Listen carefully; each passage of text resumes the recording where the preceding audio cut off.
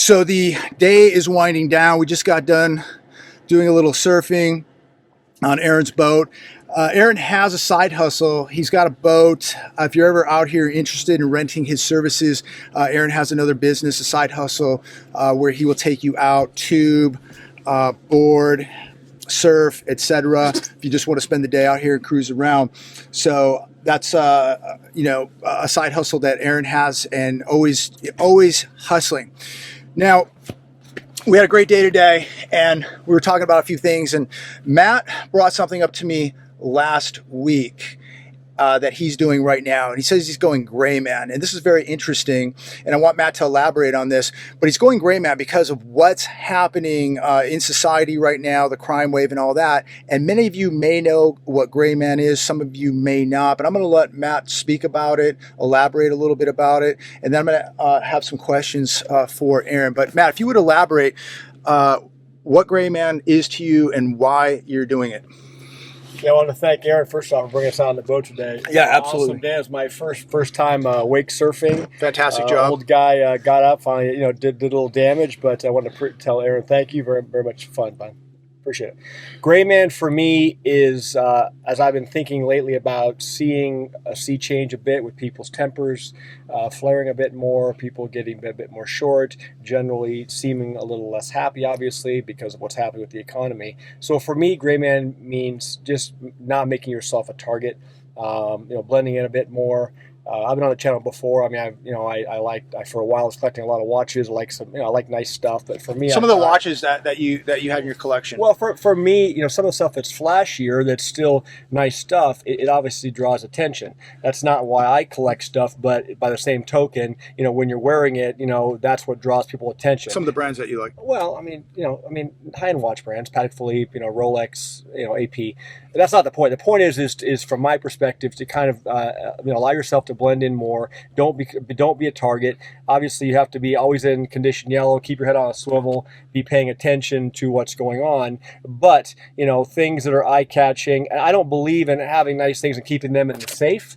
And so I've just made a conscious decision lately to make some changes with some of the things that don't mean anything anyway. Really, they're fun. But guess what? When the prices fall even more, there'll be a time we can buy all this stuff back for pennies on the dollar. And when being obvious is not going to be so much of a potential safety risk. So from my perspective, that's what it means. Just blending it a bit more, not being a target. Doesn't mean you're weak. It just means that you're not, making a conscious decision to put yourself, out there where everyone's going to notice you and make a spectacle. And drawing unwanted attention. Absolutely. Yeah.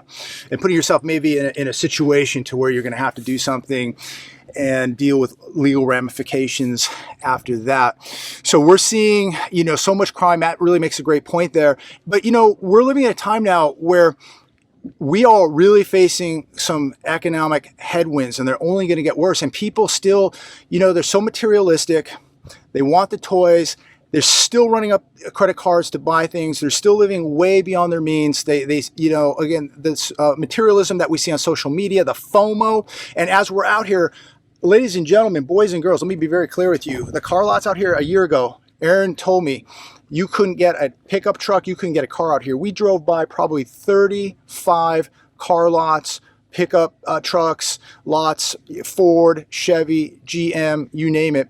They are absolutely flooded with inventory. If you need a truck or a car, you can get them. So that whole FOMO thing that they sold you, I hope you didn't take the bait, because so many people took the bait with going and buying a house that they overpaid for, buying a car, buying the Charger, the Challenger, these future repossession cars that people are still buying. How many of them we saw? At least a half a dozen parked on that lot last night that they're discounting. They still can't get rid of. They've had for sale signs on them for so long, they're fading out. So Aaron, where do you see the economy overall? Not just here in the Austin area or the San Antonio area, but where do you see it nationally as a whole? How bad could this get? I think it could get Mad Max. Worst case scenario, I do see that possible because people are becoming desperate. And so with the gray man, I wanted to hit on that. So some of these are just people that are being opportunistic and see a watch and want that quick a couple $1,000s that they'll get for that watch. So by him not wearing that, then that's good because you're not making yourself a target. Right. And another thing, so if you go out looking for a fight, you're going to find a fight.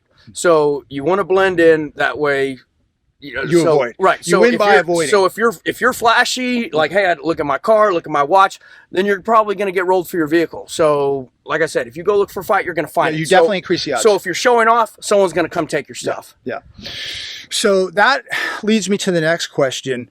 Now, we talk about times getting very, very tough. You just said Mad Max. We don't know. Listen, my mom went through the Great Depression. Some of you might have parents who went through the Great Depression or grandparents who went through the Great Depression. We're going to head into some hard times. This is not the same country of 1929 in the 30s. People are much different than they are now. We have majority of homes broken. We have a drug epidemic. We have a mental health crisis in this country. And I think that where people in the Great Depression really helped one another, you're going to see right now, what we're seeing right now should be a red flag to all of you, the crime wave, the amount of violence out there. Think about what happens when people really begin to go hungry, when they get so desperate. People, when they get desperate, begin to do very desperate things. And right now, we're beginning to see the beginning stages of that, probably over the last 1 or 2 years, and it's only going to increase. Matt, or Aaron, you want to say something? Yeah, so I think people these days are weak-minded and weak-bodied. Yes. And so the people in the Great Depression were hardened people. Yes. And everyone today, well, I don't want to say everyone, a lot of people, majority I would say, are weak-minded, weak-bodied. And if times get tough, and I think we're already in something that's worse than the Great Depression, yes, they're just manipulating the numbers. When all this really falls apart, you're going to see people lose everything, and they're going to lose it. Another thing, too, that a lot of people had back in the 20s and 30s was skill sets. Many people knew how to hunt, fish, grow crops. Many people had family members that still lived on farms. They could go back to the farms. People knew how to do things. People knew how to get their hands dirty and work. People today are, many people, not everybody, but there's a lot of people in this country, millions, who will do anything to avoid work and want the system to take care of them. And they're becoming so dependent on the system, you're going to be a slave. You're already a slave. If you're relying on the system to pay you, to feed you, or to protect you, you are already a slave. Get off the plantation porch. Get debt-free. Get skill sets. Know how to protect yourself. Know how to save money. Know how to work. Know how to do things. And you're going to be an independent, free-thinking, free human being, not a slave. Now, really quick, I want to transition really quick as the sun's going down. I might have to take this off, level the light in here. There we go. As times get tough, friends are an incredible asset. Nobody's going to survive what's coming without friends, a tight circle of friends. And I'm going to get right back to Aaron on that. So friends can be an asset, but they can also be a liability. And the liability is what you really need to worry about. So you need to be vetting your friends now before the poo hits the fan, because that's not the time to figure out who's to your left and right and find out you have a weak-minded friends, weak-bodied friends, and I've talked about this on my channel, but a lot of people are weak-minded. Your body can go a lot further than what you think it can. It's your mind. Your mind is what is going to make you shut down. So your mind will make you keep going. If you're already having to give people food and money, you better be very, very careful of those people. Matt, any? Well, I've always shared that thought about having like-minded people surrounding you.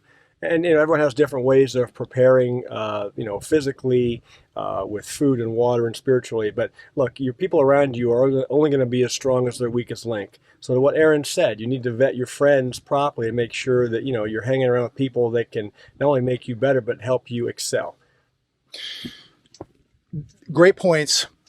Now, there are people out there that are already, giving friends money, giving their friends food.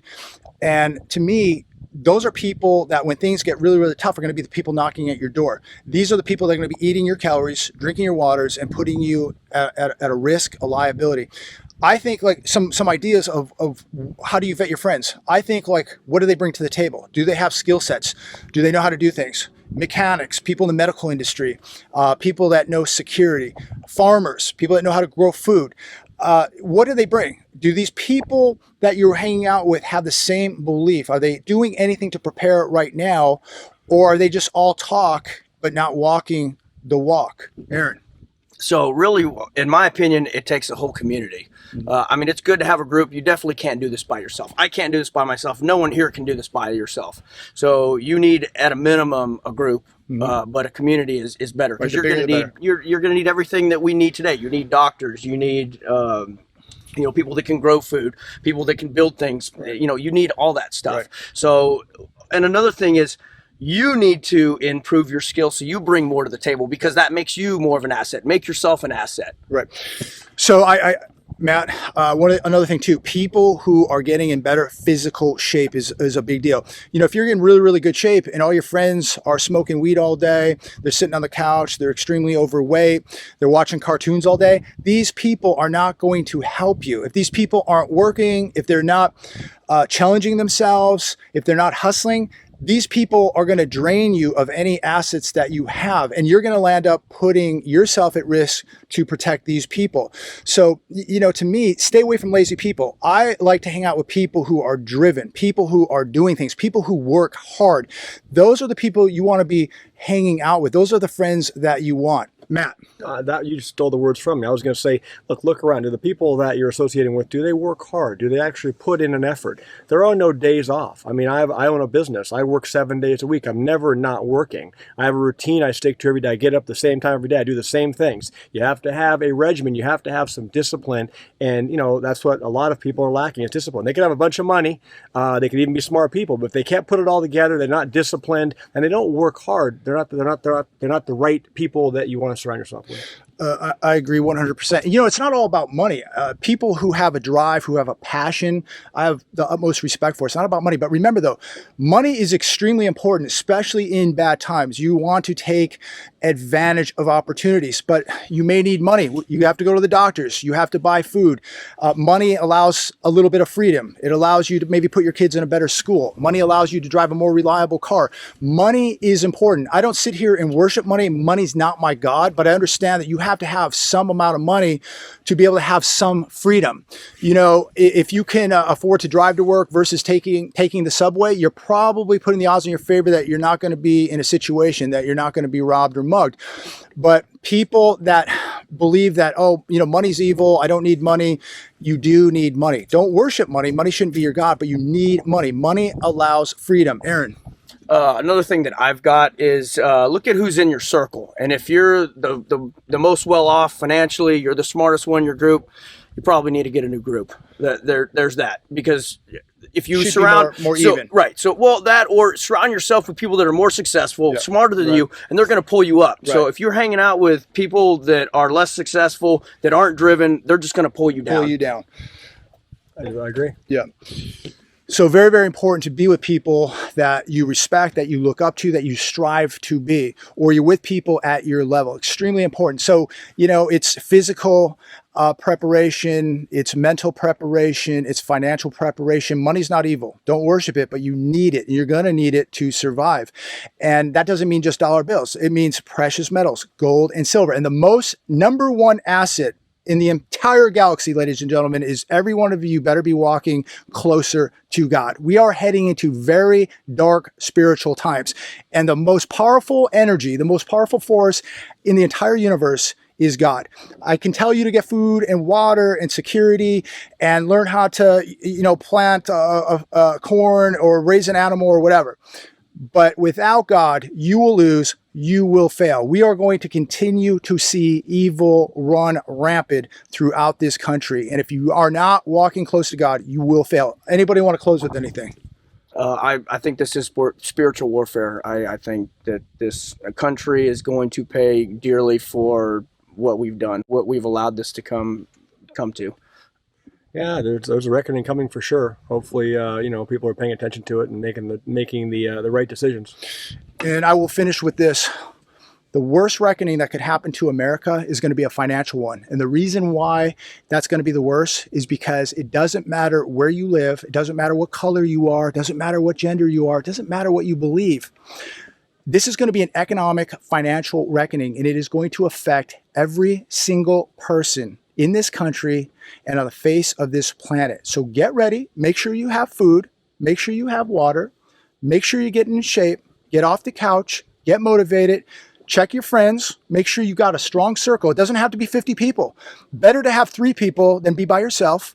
Better to have 50 people than 3 people. Get it as big as you can. But if you have 3 solid friends, that's better than being all by yourself. Hold on. This is not a, I'm sure there'll be a bunch of comments saying, well, Jeremiah's doom and gloom and it's a doomsday message. From my perspective, it's not. Hopefully people take it as an uplifting message, one of encouragement, one of get motivated, start looking at who you're surrounding yourself with. Hopefully these are positive things, because all of this can be done on an uplifting, positive level. It's not a negative thing from my perspective. Great point. The world's not coming to an end, ladies and gentlemen. It's just changing. So you have a choice to make. You can either be unprepared and not change, or you can be prepared for the change. God bless. Have a wonderful evening. Aaron, thanks for the exciting day. You know it. And we're going to get back, have a little dinner. And again, thank you for tuning in. God bless.